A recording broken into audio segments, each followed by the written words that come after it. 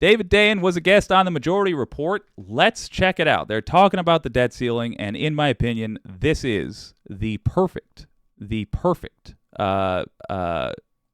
explanation for how lefties feel about the debt ceiling and why, in my opinion, we really need to be voting in primaries so that we have people that don't negotiate like Biden negotiates with terrorists. Et cetera. And so what the National Association of Government Employees is saying is that you've already hit the debt limit and you're hurting us. And money. Let's go back a little bit. But we're trying to pay all our bills with existing cash, money coming in, et cetera. And so what the National Association of Government Employees is saying is that you've already hit the debt limit and you're hurting us. And by the way, the debt limit is unconstitutional for reasons X, Y, and Z. The White House and the administration had to respond to this, and they have. I'm sorry. Let me just give you a little context here. Hold up. This is a court case. So these employees are employees of the government, and they are suing the government, saying that you do not have the ability to not pay the debt. And by not paying the debt, you are hurting us, your employees. And the point Sam Seder is making, which I agree with, is the smart thing to do for Biden if your priority is to get the debt paid and to govern honestly, is to simply not contest the point. Say, they're right. We give up, court. They could have weighed in on the side of the plaintiff and said, or basically said, we're not going to contest this. These plaintiffs, we're not going to defend this case. They have, but they've been a little bit cagey as to under what legal theory. And so tell us about that and tell us the potential implications of this. And this court case feels like the real deadline to me in some ways, but explain why I might feel that way. Right. So as you say, the administration, basically the Justice Department, those are sort of the lawyers for the administration. The defendants in this case are Janet Yellen and Joe Biden. And the Justice Department, operating in their defense, said they're contesting what is known as a preliminary injunction, which would be sort of an immediate way to say the debt limit doesn't apply here. We're kind of putting a stay on it as we work through the court case. So they're objecting to that.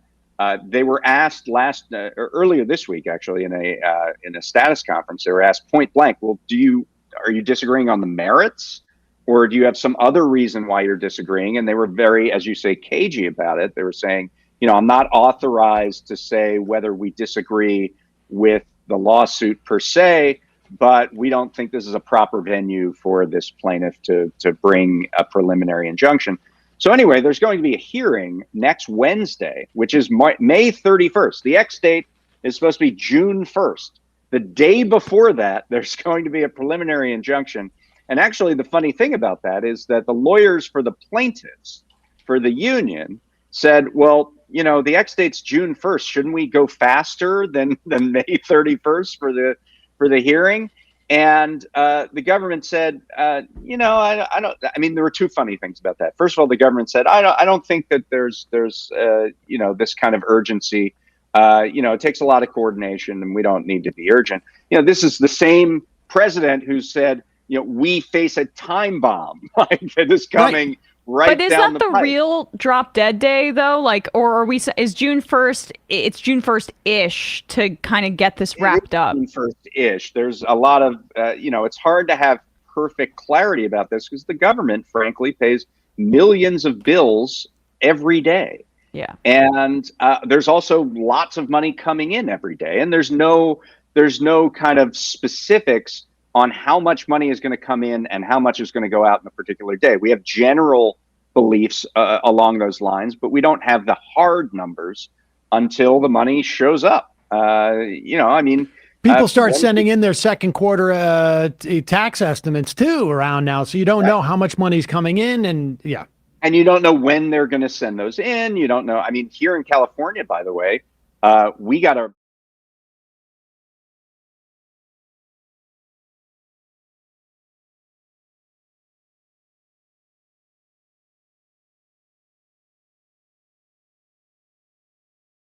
And he's saying, by the way, I apologize for the mic there.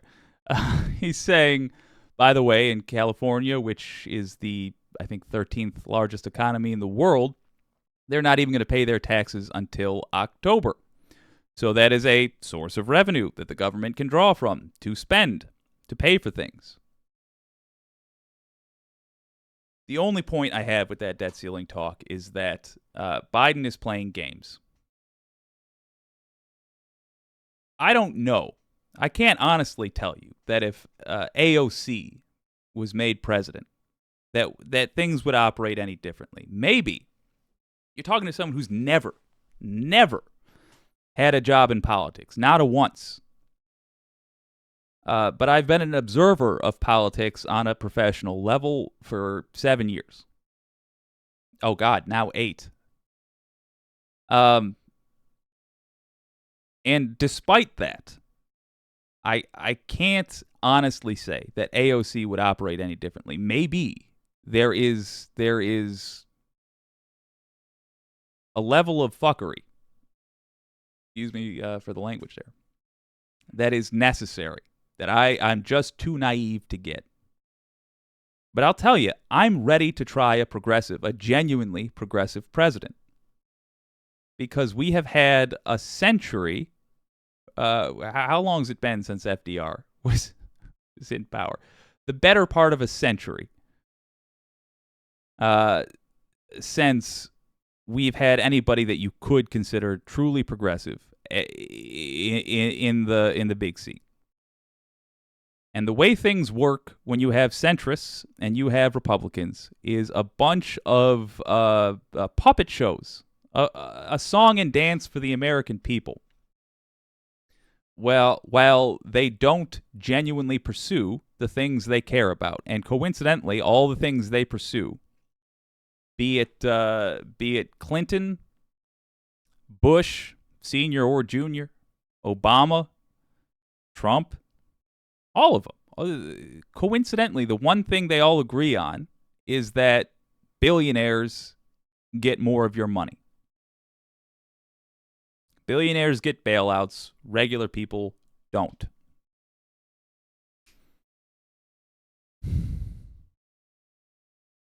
My thoughts, and this, I'm going to get possibly blasted for this, but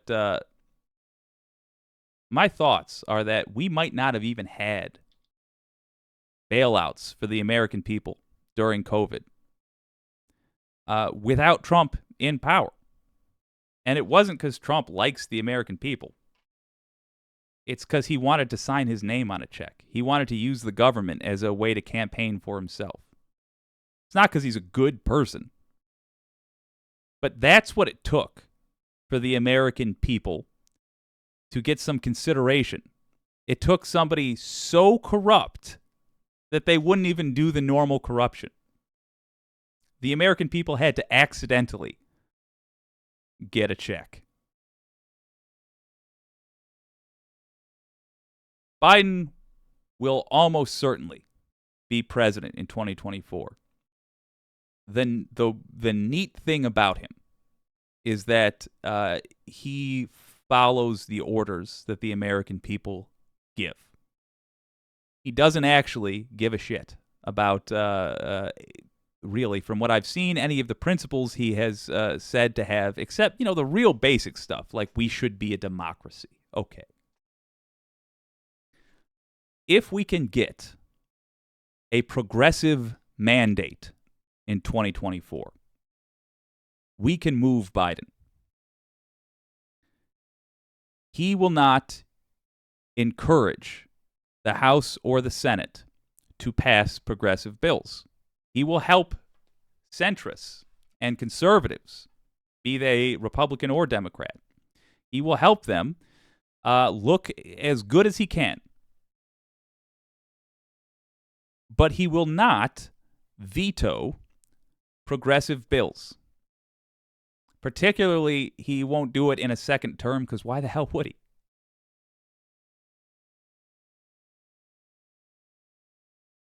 We need to make sure that not only is there a blue House and a blue Senate, but there are a progressive House and a progressive Senate in 2024.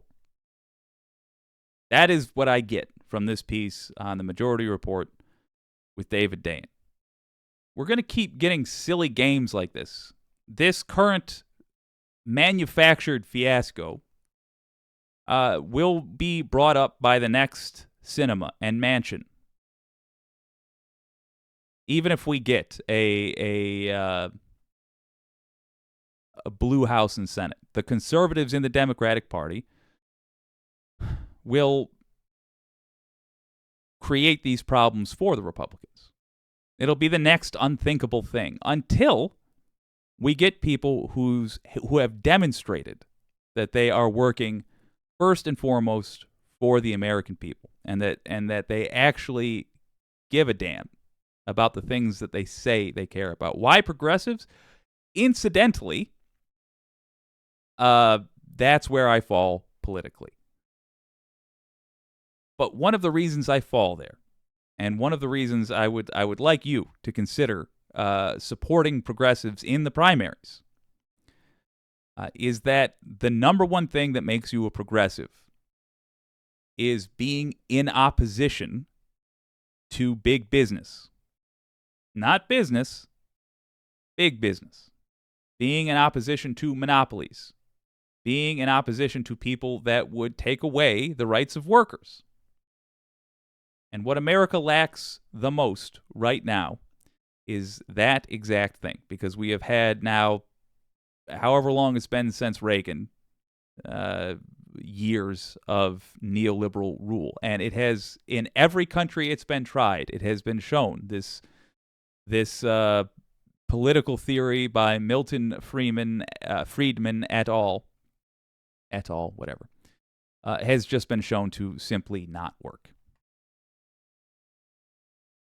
Let's get rid of it. Let's get some progressives in there.